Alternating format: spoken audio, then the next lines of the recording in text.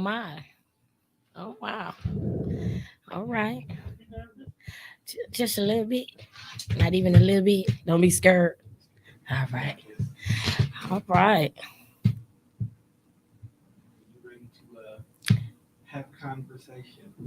Absolutely. Absolutely. Let's get it on the table and on the air and out there to the viewers.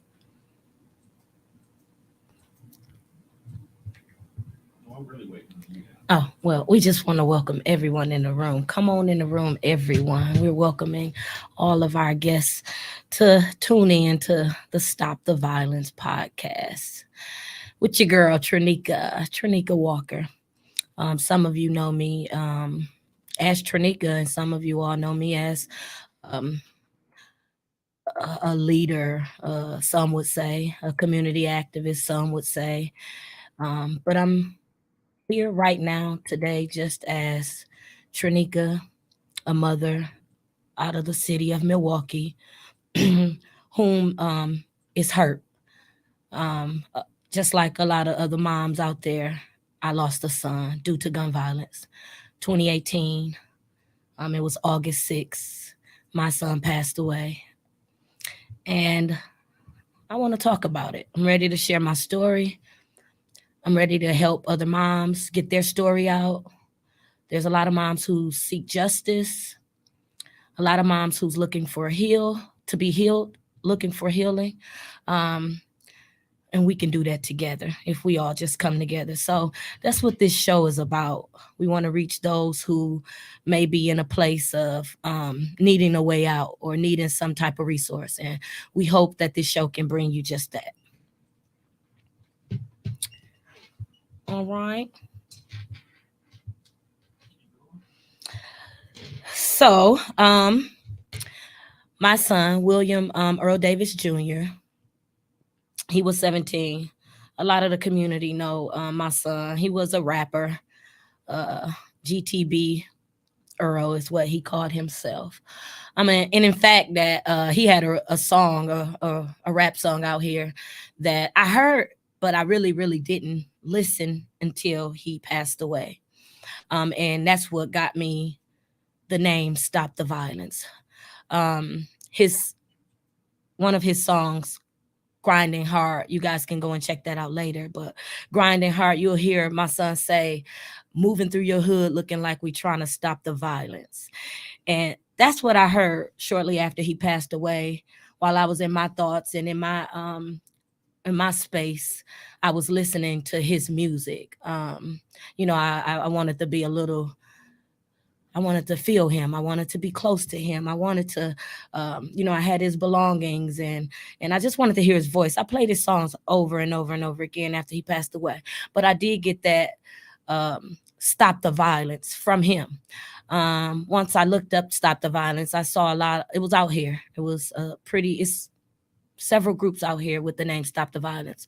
So I tagged 53206 to it.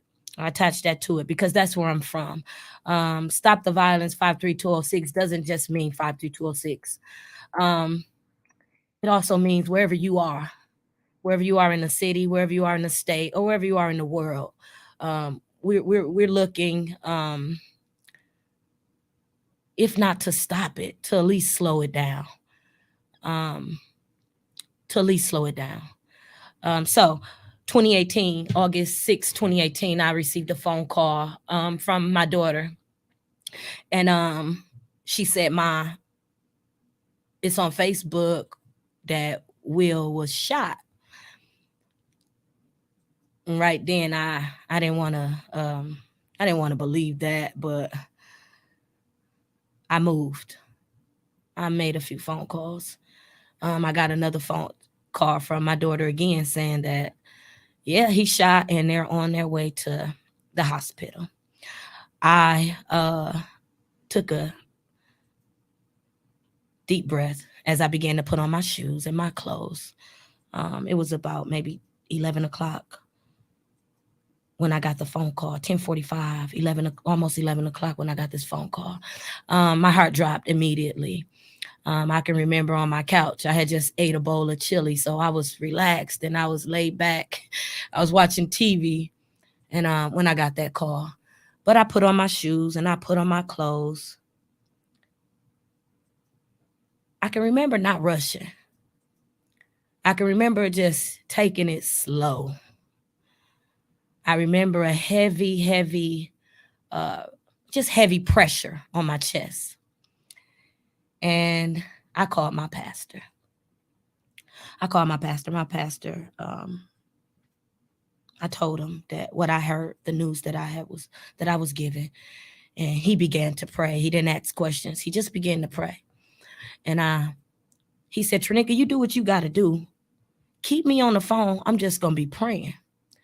I looked at my phone, and I really didn't have that much battery. I didn't really have that much juice on my phone, but I stuck my phone inside my upper pocket, and I began to lock up my house and leave and head towards the hospital. As I was driving down the streets on my way to St. Mary's, you can feel a void in the air. The streets was dark.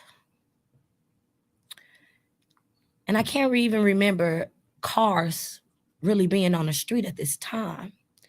It was like my path was clear. I was able to get to the hospital with no problems, not even a red light. So I get to the hospital, me and my daughter, and we got to the hospital. And as soon as we get there, there was we was greeted by a security guard. And the security guard, he kind of locked us out of the hospital. He shut the doors and he told us, you got to stay right there, just hang on. At this time, it was not told to me that there were two people who had passed away. And yes, it was two. It was my son and the guy who killed my son.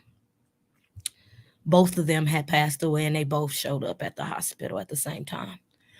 So the security guard was trying to figure out who was who, as well as keep us in a place where we wasn't violent or hostile. Or he put some in a room and he put some in another room. The doctor eventually called us back to a private room. And it was me, my son's dad, his stepmom, and a few of my family members, my mom and my cousin and my other daughters.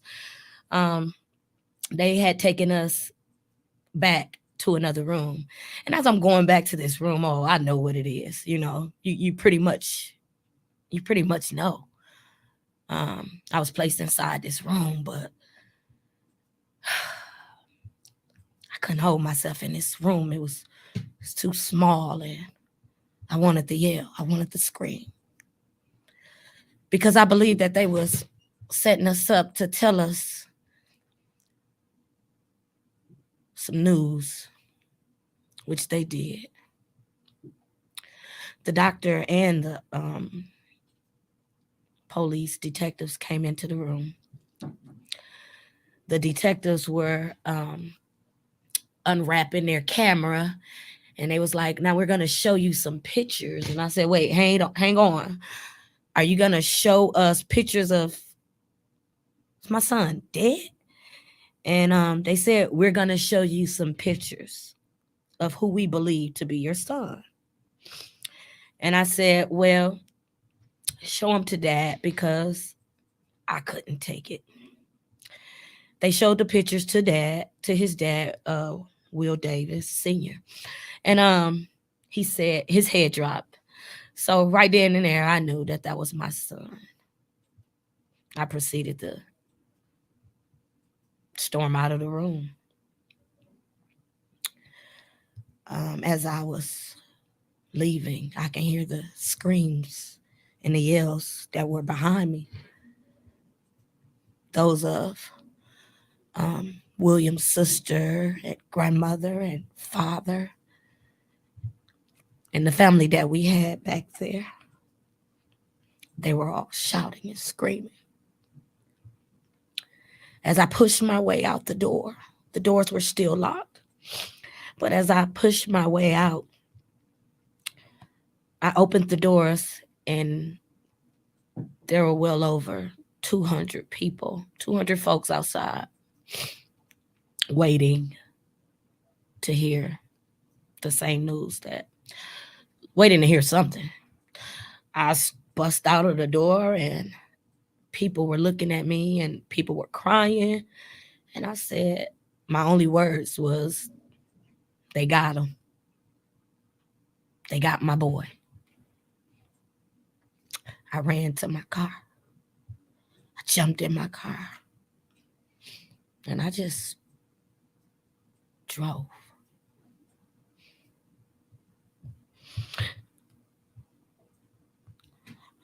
I didn't know where I was going, but I ended up at my grandmother's house. She opened the door, and I fell to the floor.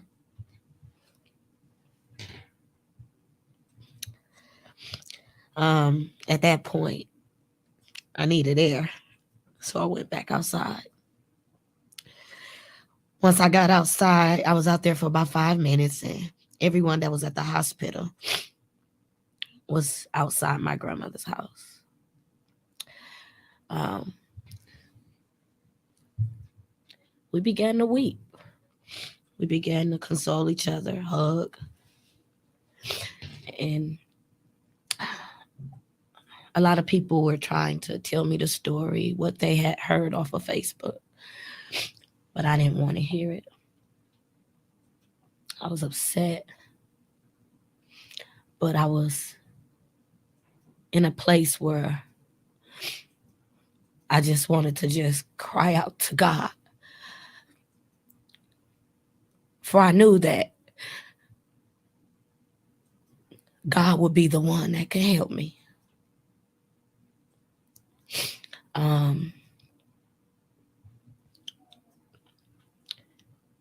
2009, I was hit with stage 2 cancer. And I remember crying out to God then, and he helped me. So all I knew was to cry out to him at this time. After that, after crying out to God, talking to God, praying, I was able to stand, and I was able to go forth and plan a funeral.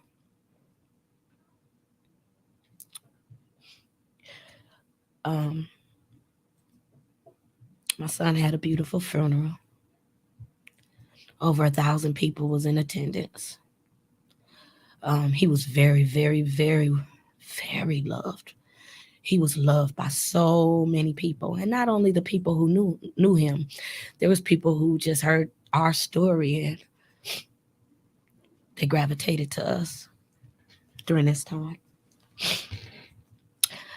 During this time, I did not have insurance, so I had to reach out to the community. We washed cars, we sold dinners, we had several different fundraisers, and we were able to pay for his funeral. His funeral was at Krause's, and it was a beautiful homegoing. After the funeral, I formed a group called Stop the Violence 53206 right out of my mother's garage. I made a post on Facebook asking the youth who would like to be involved and meet me there at such and such time. When I got there, they were there before I was. And I had over 60 youth members there in the garage that very same day. We came together. We held teen summits. We held prayer groups.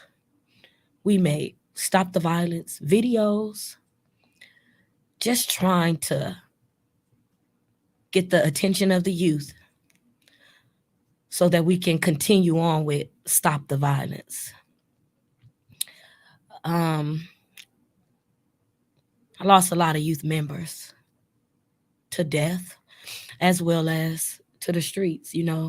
The streets is big. The streets is, uh, they're looking for something, and sometimes if they don't get what they want, the youth, they go out into the streets and they find it elsewhere. Um, so I lost a lot of the youth, but I continue to keep going. I continue to try and uh, bridge gaps. I try to communicate with those whom may not be in a good place due to violence. My son, her son took my son, or that mother um, is going through pain, and she's angry because another mom's son had taken her son.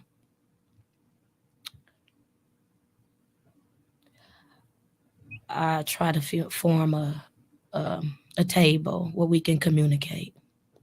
But the overall message is trust God. God can do it. If He's done it for me several times, He can do it for you.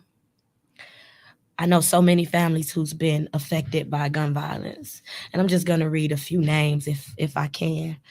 Um, my son William Davis, Lynn, Trail from Chicago, Taman, JoJo, Tez, Keith, KD, um,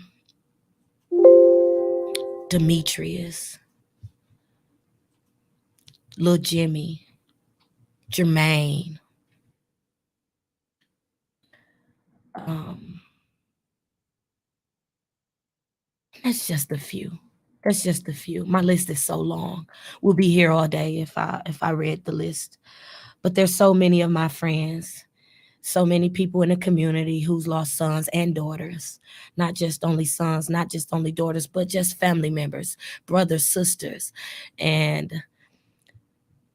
I wanted to form a show where we can talk about it, where we can heal together, where we can come together to figure out what it is that we can do collectively to slow down the violence that's happening on our streets.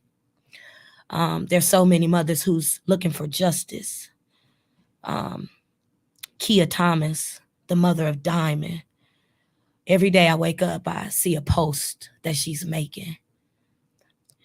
She's trying to receive justice, justice for her daughter. And even though justice, we say justice meaning let's catch the killer, let's put him behind bars or him or her behind bars.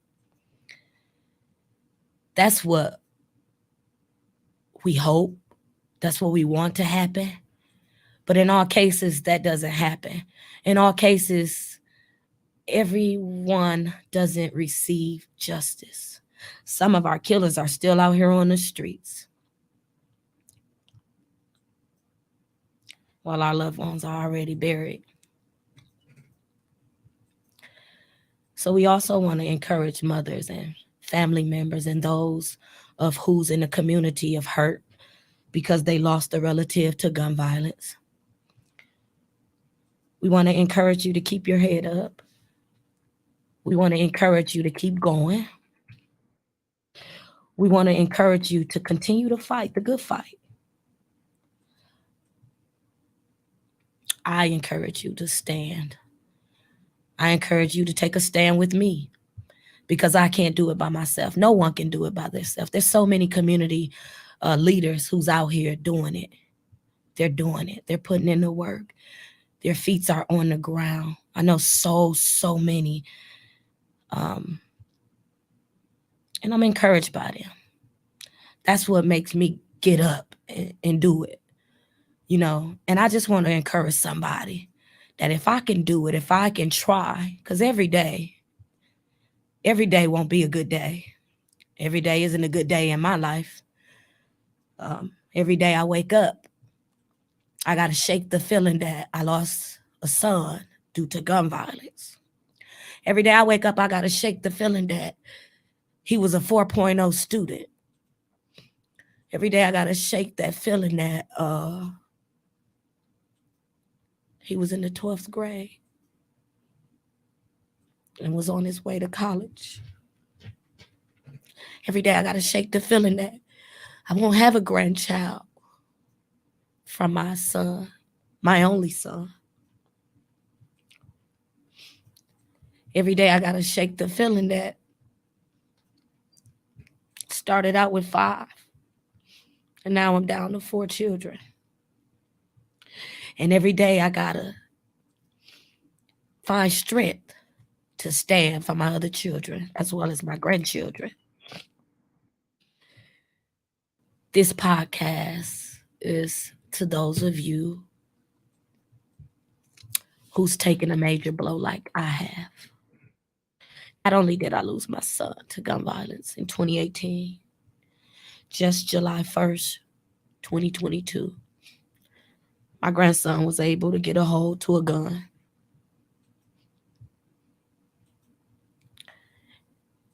And at 5-ish in the morning, he shot himself. He was only 3.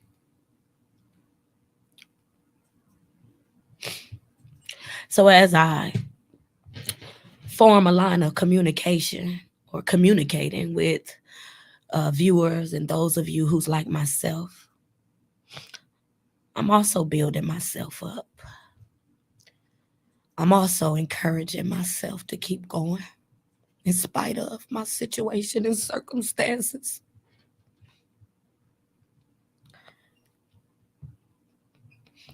God chose me. I don't know why, but I'll say to you, you were chosen. You were chosen to do something. Whether it's seek justice, fight for justice, change your house, look at yourself in the mirror, build your altar. Whether it's getting out here in the community, taking a hands-on approach, linking with others, or it might be just a simple phone call, reaching out to someone just to say, I love you, I'm thinking of you. Because those phone calls is what got me here today. Like encouragement, lifting up one another is what keeps me standing. And I try to do that to others. I try to encourage one another. So that's what'll be going on this podcast. We'll be having viewers. We'll be having friends and people who I don't even know. Those of who in the community who like to share their story, who like to get information out there in regards to their situation, their case. We want to talk to you. We want to open up our chairs so that you can come and speak. Speak to Milwaukee, speak to our viewers in regards to what you experience. Not every story is the same. Me, on the other hand, I don't need to seek justice. But someone out there may need to be heard. Because a lot of times we're not being heard. It's hurtful that no one is listening to us. It hurts when we got to do tricks or we got to we got to perform, or we got to get in the limelight just to be heard.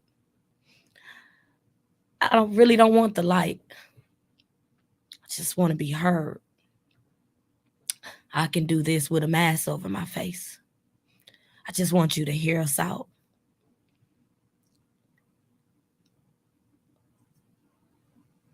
We need to come up with a way that we can come together and put a stop, put an end, or slow down this violence.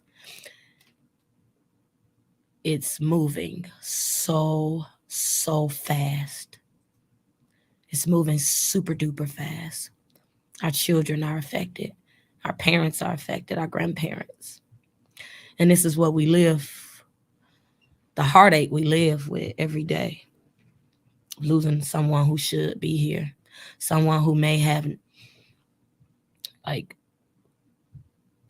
do we really gotta die by the gun? Do we really gotta kill our own? Do we really have to hurt one another? Is the question. Do we really have to talk or communicate through weapons other than sound, our voices? You're taught to go to your brother or sister. You're taught to go to, those who you may not see eye to eye with. You're taught that. Some of us were.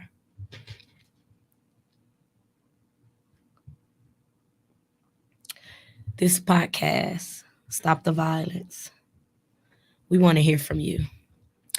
We want to hear from you. We want to get the stories out there.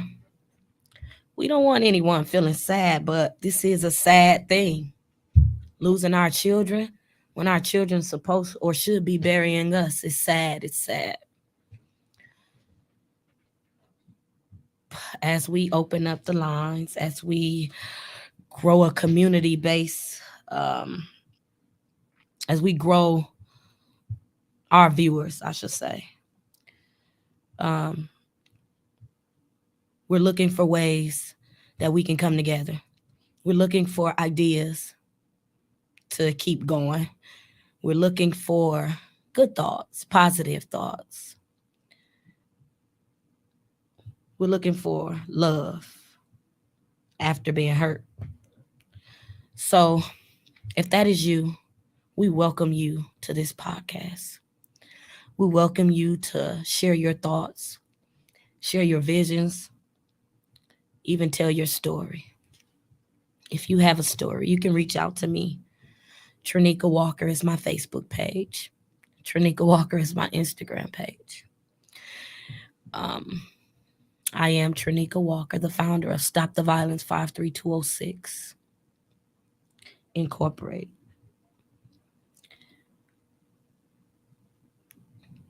Today is the start or the pre-start of a show that we're trying to put together for you all, as well as myself. I know so many friends and who's lost to gun violence. We want to put a stop. We want to put a stop to gun violence. All right. And I just thank you all for listening. I thank you all for being a part of this. This isn't just my show. This is our show. We are all in this together. We're going to talk to one another back and forth, and we're going to receive ideas.